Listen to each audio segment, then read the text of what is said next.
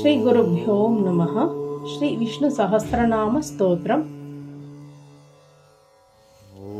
అనాదిర్భూర్భువో లక్ష్మీ సువిరో రుచిరాంగదః జననో జన్మాదిర్ భీమో భీమపరాక్రమః ఆధారనిలయో ధాత पुष्पहासः प्रजागरः ऊर्ध्वगः सत्पथाचारः प्राणदः प्रणवः पणः प्रमाणं प्राणनिलयः प्राणभृत् प्राणजीवनः तत्त्वं तत्त्वविदेकात्मा जन्ममृत्युजरातिगः भूर्भुवः स्वस्तरुस्तारः सविता प्रपितामहः यज्ञो यज्ञपतिर्यज्वा यज्ञाङ्गो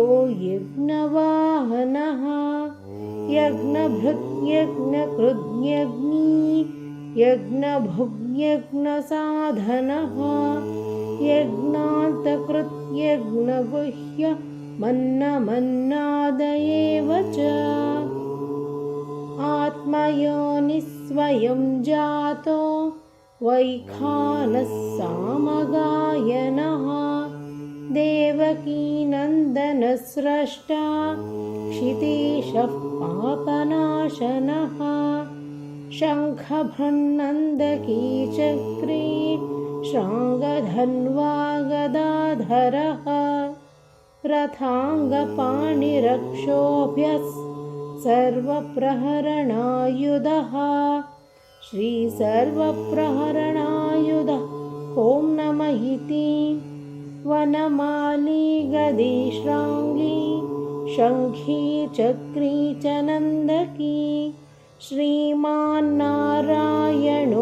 विष्णुर्वासुदेवोऽभिरक्षतु वनमाली गदिश्राङ्गी शङ्खी चक्री च नन्दकी श्रीमान्नारायणो